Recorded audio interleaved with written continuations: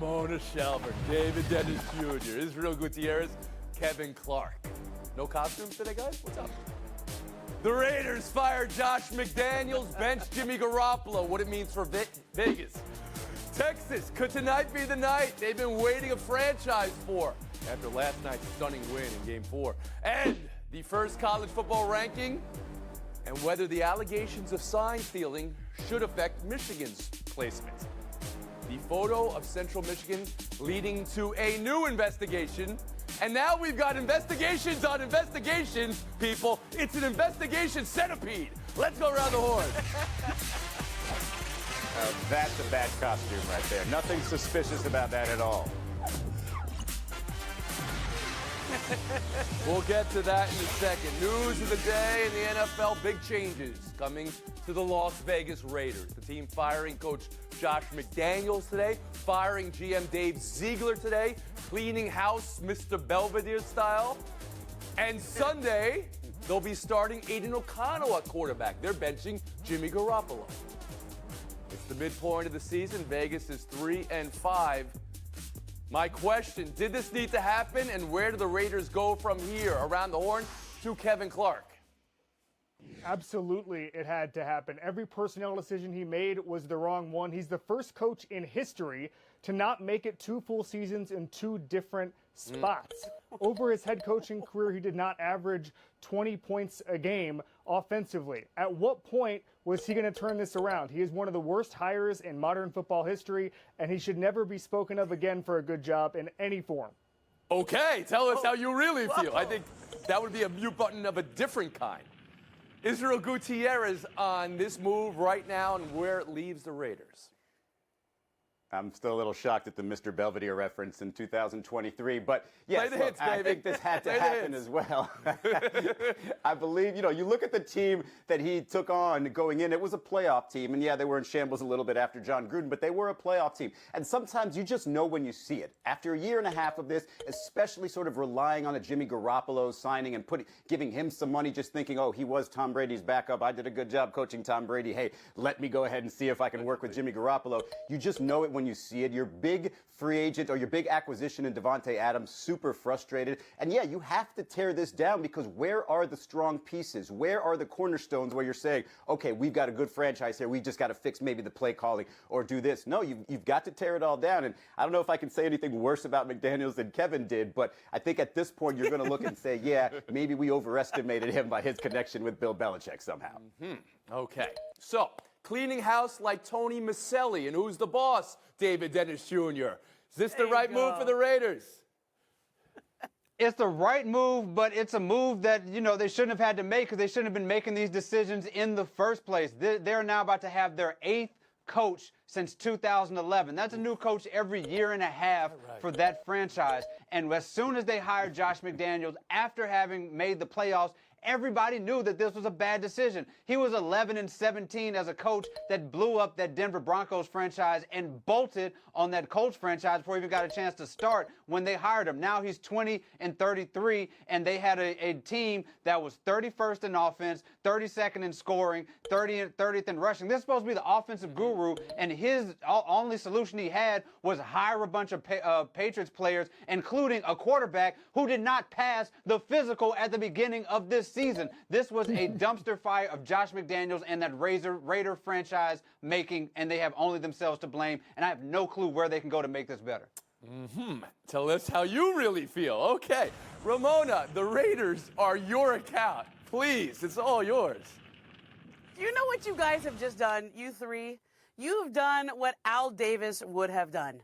Al Davis, who once got out a projector and had a press conference in which he went slide by slide and enumerated all of the reasons that he fired Lane Kiffin for cause. Okay? As a Raider fan, I am very disappointed that all we got was this very polite tweet at 10 o'clock Pacific time saying, we have decided to move on. I want to hear fire and anger and the Al Davis name. Like, where's Rich Bisaccia? Raider, like, we need some. He's a special teams coach in Green Bay. Get him back. Yeah. Like this. Well, he's the last one to go to the playoffs. Exactly. Yeah. Well, you brought this up. Bisaccia. Let me ask you this, because there's in baseball, The Yankees are going through this with a second generation of Steinbrenner where the fire burns differently and the success is not coming. Ramona, this franchise specifically, where do they go from here? I mean, look, they have just got to decide what they're about again. I mean, Devontae Adams is one of the great wide receivers in this league. They gave him a industry-changing contract and have done nothing with him. I would love to have had a live cam on him when he saw that tweet last night announcing the firing. I mean, you got to decide what you're about again. With Al Davis, I knew what the Raiders were about. They were about Al Davis, okay? The commitment to excellence. The commitment to excellence. And right now, it's a commitment to something else. Excellence. I don't know what they're about anymore. Maybe he just got spoiled by the Aces, though. You know, he clearly he knows how to win championships and thinks it's that easy. That's the top office. I want to talk about on the field here in the quarterback position because Jimmy Garoppolo, who they just signed, and as you said, David, was failing physicals and they still committed to him, is now benched. And they're bringing in Aiden O'Connell, a rookie. And just look at this. These are the starting quarterbacks in the NFL this week. Week 9 of our Lord. Look at this list. The number of rookies and backups and first-time starters and retread starters. Look at this list and tell me it's going to be okay, Kevin Clark. I can't tell you it's going to be okay. This is the quarterback apocalypse, Tony. This is partly bad luck. When you think about some of the injuries, Kirk Cousins should still be playing, all of that stuff. But part of it's a league that just doesn't care about developing backup quarterbacks, and it shows midway through the season. What do you mean by that? The rules changed a decade ago. They don't give these guys reps. I mean, it's a little bit different with just how these young quarterbacks come up now. The league is kind of mailing it in as far as quarterback development goes, and the second line of defense is this, and it's unwatchable, buddy. What do you mean by the way they develop quarterback? That there's so much money put out towards the starting quarterback that the rest of the roster and, in fact, backup quarterbacks suffer for that? Yeah, I mean, in training camp, it's really hard to give a $3 million guy a bunch of reps when there's somebody making $40, $50 million a year. That's just sort of how this works. That's how modern football and practice is set up. And it's unfair to these younger guys, but there's just no pipeline anymore. And it rears its head in a week like this. I was listening to your show this week with Josh Allen. Great job with Josh Allen. Great episode. The idea that is one of the top-level quarterbacks in the league, and he's feeling his position is different now. How defenses come at those quarterbacks. Is that also an evolution in the game? Absolutely. Teams took away the deep pass. And so now quarterbacks, even Josh Allen, Joe Burrow, Patrick Mahomes, they have to take the easy throw. So imagine if you're Aiden O'Connell and you say, oh my God, Mahomes can't even do this. What am I going to do? And so this is the adjustment everybody's going through right now. And this is why it's a quarterback apocalypse. That list of starting quarterbacks, unlike any other list we've seen going into a week in the NFL in some time. We'll move on now. Now to the story of the day. Could tonight be the night for the Texas Rangers? Last night, it was kind of shocking how they stormed out of the gate to take Arizona down. 5 runs in the second inning with 2 outs, 5 runs in the third inning with 2 outs. What is that? As banged up as they were, losing Garcia that day, what is that? And 10-0 on the road this postseason. What is that? Diamondbacks side of this, they were able to score late in the game. Maybe there's something to carry over as they try to save their season. But for the Rangers, David, a team you have doubted all the way as we get to the World Series Game 5, could tonight be the night? Yeah, far be it for me to tell Rangers fans to be confident on the cusp of winning a World Series, but they should be confident on the cusp of winning a World Series. And it's because these bats have shown up in spite of all the odds. They lose Garcia, Seager becomes Garcia, and Semien becomes Seager somehow with 5 RBIs as a leadoff hitter. The first time that's happened ever, dating back to 1920 when they started recording these things. 5 runs in consecutive innings in the World Series. That hasn't happened in 2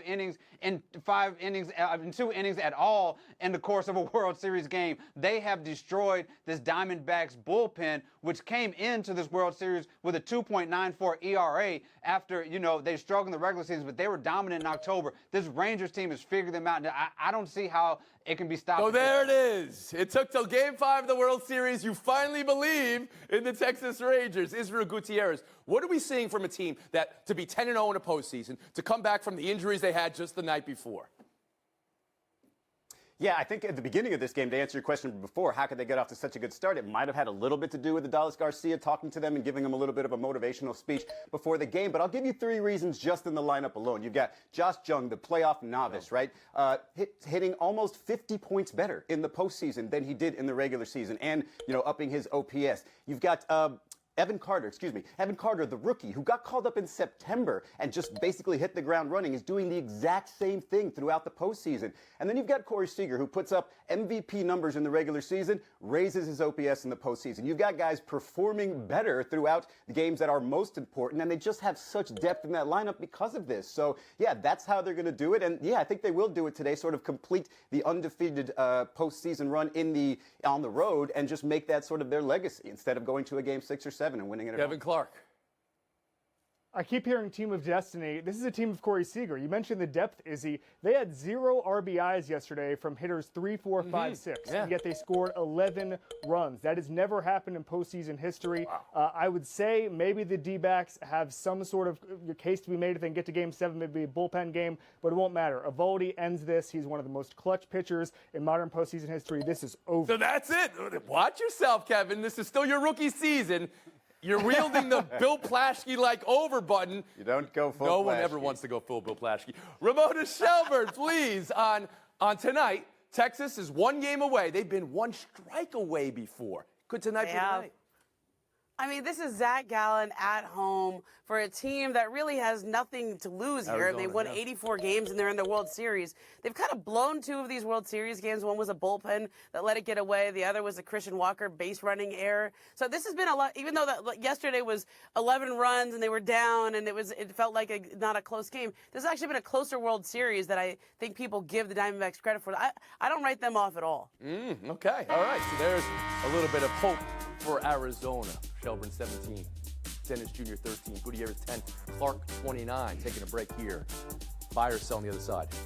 Hey, Kevin, Josh McDaniels a guest on your show this week? He's available. Not after what you said. Woo! Brought to you by Chase. Coming to you from the Seaport District at Pier 17.